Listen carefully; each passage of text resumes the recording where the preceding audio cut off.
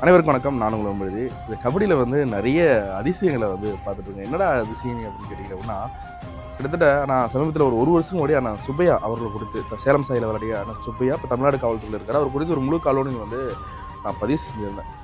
அந்த வீடியோவை பார்த்துட்டு அவருக்கு எதிர்த்தரப்பில் விளையாடிய ஒரு விளையாட்டு வீரர் அண்ணன் அவர் ஒருத்தர் வந்து கல்லூரியில் படிக்கும்போது நினைக்கிறேன். அவர் சுப்பையா அண்ணன் வந்து ஏவிஎஸ் காலேஜில் வந்து படிக்கிறாரு. இவர் வந்து கந்தன் காலேஜில் வந்து படிக்கிறாங்க.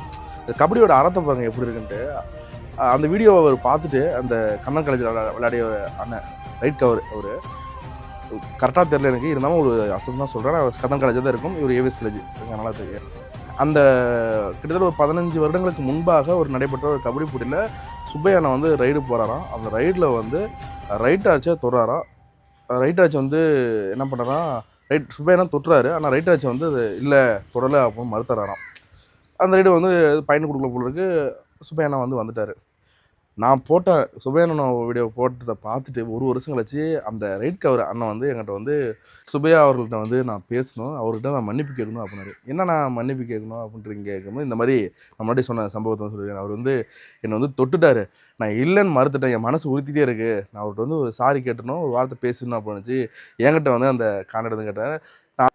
என்கிட்ட வந்து அந்த வீடியோ பார்த்துட்டு என்னை வந்து உனக்கு கேட்டார். எனக்கு ரொம்ப ஹாப்பியாக இருந்துச்சு. என்னடா கபடியில் இவ்வளோ அதிசயங்கள் நடக்குது. 15 வருஷத்துக்கு முன்னாடி தன்னை ஒருத்தர் தொட்டிருக்காரு. நாம் ஏமாற்றிட்டோங்கிற குற்ற உணர்ச்சியில் சொல்கிறாரே அப்படின்ற ஒரு நேர்மை இருக்குல்ல, அந்த நேர்மை தாங்க கபடியாக நான் பார்க்குறேன். எவ்வளோ அருமையாக இருக்குது பாருங்கள். ரைட் கவர் வந்து அவுட் ஆகிட்டாருங்கிறத இன்றைக்கி சொல்கிறாரு.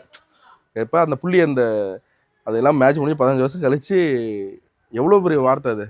நான் அவுட் ஆகிட்டேன், நான் பொய் சொல்லிட்டேன், அதனால் அவர்கிட்ட நான் சாரி ஒன்று கேட்கணும், நான் டச் ஆயிடுச்சு, எனக்கு என்னால் ஃபீல் பண்ண முடிஞ்சு அப்படின்னு சொல்லி 15 ஆண்டுகளுக்கு கழித்து ஒருத்தர் மனம் திரும்பி சொல்கிறாருன்னா எவ்வளோ பெரிய விஷயம். ஏன்னா சுப்பையா இந்த காலையில் உங்களுக்கு தான் அவர் உங்கள்கிட்ட பேசணும்னு சொன்னார். கண்டிப்பாக வந்து வாய்ப்பு நேரம் தான் நான் கண்டிப்பாக பேச வச்சுறேன். நன்றி, வணக்கம். நான் உங்களை மாதிரி சந்தன காற்று ஜன்னல் பேசட்டும் சரித்திர நாளை உங்களை பேசணும்.